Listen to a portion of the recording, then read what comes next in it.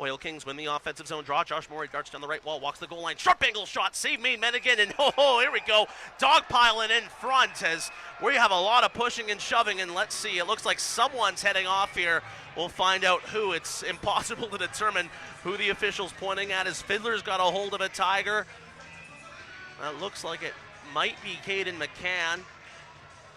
Hunnen's missing his helmet, and let's see who's going to be heading off. There are going to be penalties out of this, and Hunnen looks like he'll be heading off for the Tigers, and let's see if an Oil King will be heading to the box too, or if it's going to be a late power play in the second period for Edmonton. And yeah, they are going to be taking Josh Morey as well, so offsetting minors it appears. And Charco got it away from Tolk.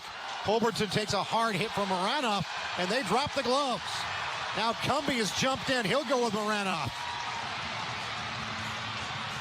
Couple of big boys going at it at the blue line along the near boards at the Seattle end of the ice. Maranoff and Cumbie. Cumbie trying to get that left hand free. Maranoff doing a good job at tying him up. There goes Maranoff's helmet. Cumbie uppercuts him. Now it goes overhand. Maranoff swinging wildly, missing. Now he tries to get his hand free. Trying to get Cumbie's helmet. Oh, uppercut by Cumbie, and the linesman will step in and pull him apart. There was a high hit at Holbertson at the Seattle blue line. No penalty was called, and that's when all heck broke loose with 7:33 remaining. We'll clear up the equipment off the ice and resume play here. We'll see what gets called out of this in this 3-3 hockey game. We've not had but 2 power plays in this game. Moves it off the glass, went off a Parr's stick, came to Crystal, he'll skate in, and time will expire. The Kelowna Rockets, though, their impressive victory tonight. 2-1 over the Saskatoon Blades. Now Crystal gets pushed here at center with Parr. And now we got a scrum here, a little bit of a scrum at center ice. Max Graham in the mix. As it looked like it was a 2-on-1 for the Rockets, Ginla and Crystal, and to a wide open net. But again, time expired on the clock. And then Crystal maybe a bit of showboating to a certain degree, and the Blades took exception. And the Rockets are upset for good reason, as their marquee player, Andrew Crystal, was then converged upon by Tyler Parr. He was the first man there as he wanted a piece. Blast it back in. They were offside. They tag up. Kendall to Tolk behind the T-Bird net. Riley will get to it. There's your horn. For the second time in this homestand, the T-Birds will earn a point and take this one to overtime. But first, they got to separate players just to the right of the Seattle bench as they all merge and tie up. And the linesman trying to pull players apart. There will now be a 2-minute intermission. Right in the middle of that is Antonio Martirana for Seattle and Kendall for Calgary. By Brunik with a good check. Puck comes free. Papanicus shoots and scores. Blazers turn it over, and Papanicus ripped it. And now we got Brunik and Van Olm getting at it here at the end of the play. And then Bame, and then Van Olm comes in, gives a shot to Ryan Michaels. So Harrison Brunik not happy at all with Shea Van Olm. They're both going to go to the penalty box. And Van Olm and Brunik having some words all the way to the penalty box.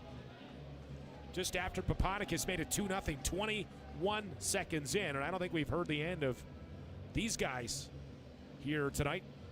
Again, another turnover. Puck came right to Papanicus, and he was able to send it home. And we have likely 4-on-4 hockey. And his teammate Bawa restrips the puck back for Seattle. Here's Parmar. Gets hip check in the neutral zone, loses the puck as he tried to get through traffic, comes into the Seattle zone.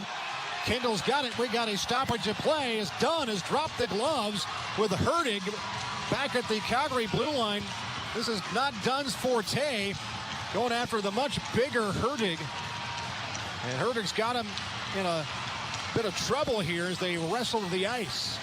But Dunn stepping up for his teammate who got hip check in the neutral zone. Bawa and Parmar were in the area. I think it was Bawa who took the, or Parmar who took the hit. But we'll take a timeout. 6:25 to go. Scoreless first period here at the Accesso Shower Center. T-Birds hockey and the Thunderbirds broadcast. PR is stapled by Brady Ness. And then Warmold goes after Ness. There is no penalty being called on the initial hit to Brady Ness.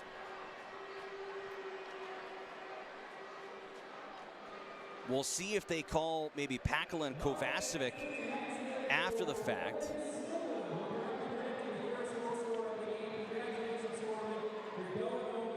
Nothing wrong with the hit by Ness on Brayar. Work back to the point, but the hitman will get it to center ice. Coming in without the puck, though, it's gloves dropped. Overton for Seattle and Sawyer Mays for Calgary. They square up just inside the Seattle blue line. A couple of big boys going at it, going toe-to-toe, punch to punch, and there it goes.